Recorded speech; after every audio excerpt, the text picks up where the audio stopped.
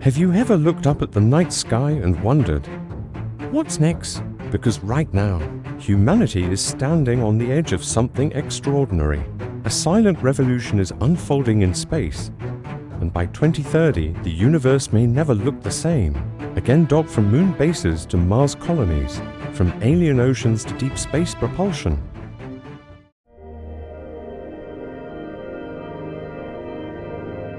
This isn't science fiction anymore.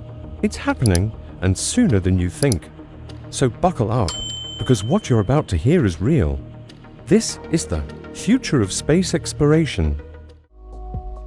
Return to the moon. It all begins with our closest neighbor, the moon. We've been there before, of course, but the last time humans set foot on the lunar surface, it was 1972. Since then, the moon has waited, silent, untouched. But that's about to change. NASA's Artemis program is on a mission to return humans to the moon and stay there. Not for a flag, not for a footprint, but to build. By 2030, NASA plans to establish a permanent lunar base, complete with habitats, communication arrays, power plants, and even rovers capable of surviving months on the surface. But here's where it gets wild. They're not doing it alone. Private companies like SpaceX, Blue Origin, and even Japanese and European agencies are all working on lunar technologies. Some envision commercial outposts, others imagine helium-3 mining to power future fusion reactors. And then there's the biggest lunar prize of all, water ice. Frozen in shadowed craters at the moon's south pole, this water could be used to make breathable air, drinking water, and even rocket fuel. A lunar gas station, 384,000 kilometers from Earth. The moon is becoming a gateway, a cosmic launch pad, and the destination, Mars. Humanity's next giant leap. It sounds impossible. A planet with dust storms, deadly radiation, and temperatures that could freeze steel. But by the end of this decade, NASA and perhaps SpaceX plan to send humans to Mars, not for a visit, but for a future.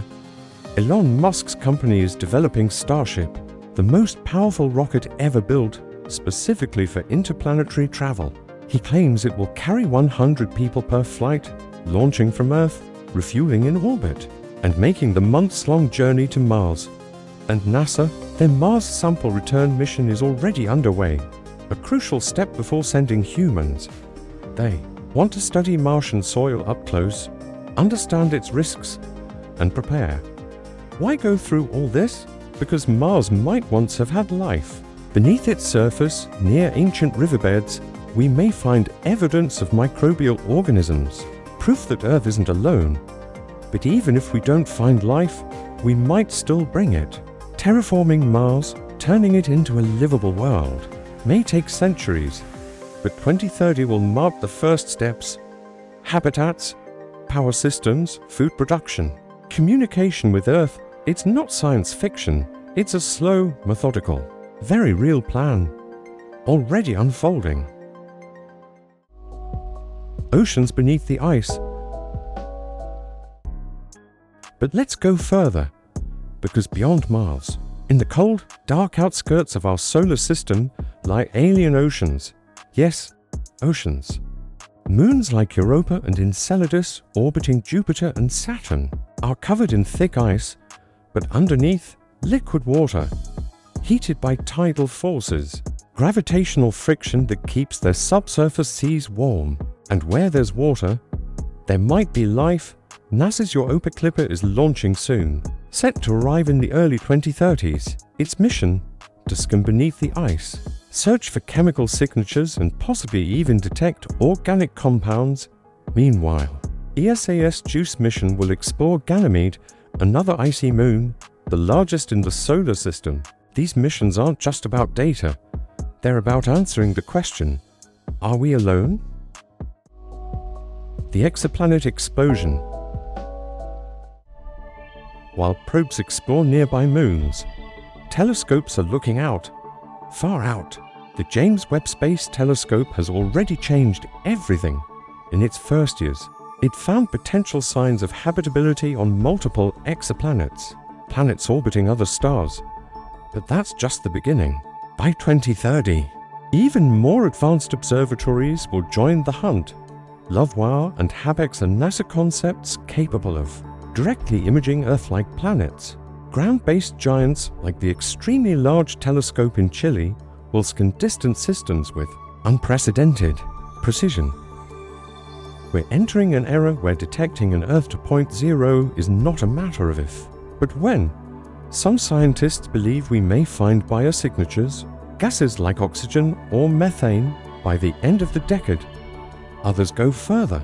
They believe intelligent civilizations may be detectable through light patterns, radio signals, or even massive structures like Dyson spheres.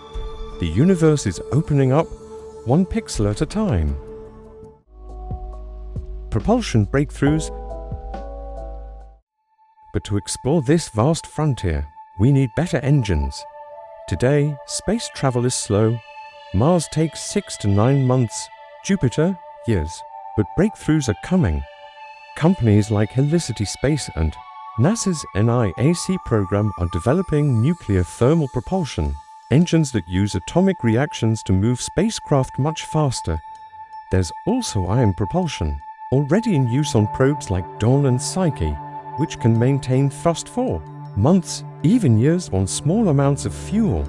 And then there's the dream, fusion propulsion, harnessing the power of the stars. Still experimental, but by 2030, we may see test vehicles capable of traveling to Mars in weeks instead of months. Faster travel means deeper missions. Deeper missions mean more discovery. And more discovery means one thing, a future that feels like science fiction becoming reality. The rise of space tourism, a new space age for everyone. Meanwhile, a new kind of space race is heating up, not between countries, but between billionaires, SpaceX, Blue Origin, Virgin Galactic, all racing to make space travel something that anyone with the right money can do. By 2030, suborbital space flights could become as common as long-distance flights. Orbital hotels, like the proposed Voyager station, may host tourists, researchers, and influencers, celebrities. Scientists and private citizens will orbit the Earth, walk on the Moon, and maybe even live stream it all. It's controversial. Some call it vanity, others call it the democratization of space. But one thing is clear, space is no longer just for astronauts. What this all means. By 2030, we may see permanent habitats on the Moon. Human footprints on Mars. Robotic probes diving into alien oceans. The discovery of Earth-like planets light years away. And private citizens floating in orbit, watching Earth from above. We are living in a moment where the boundaries of imagination and reality are blurring. A time when space is no longer the final frontier, but the next one. The sky is no longer the limit. So next time you look up at the stars, remember, our journey has only just begun, and the next chapter, it's going to be written out there. If this blew your mind, imagine what's coming next. Subscribe to Bite the Unknown and turn on notifications, because we're only getting started. Drop a comment below. Where do you think humanity will be in space by 2030? And of course, hit that like button, because the future deserves to be seen. It started as a race, Cold War rockets, black and white broadcasts, one small step, but now it's something else entirely. Not a race, not a mission, a transformation, because in the next few years we won't just visit space, we'll live there, build there, maybe even be born there. By 2030, the sky won't be the limit anymore, it'll be real estate.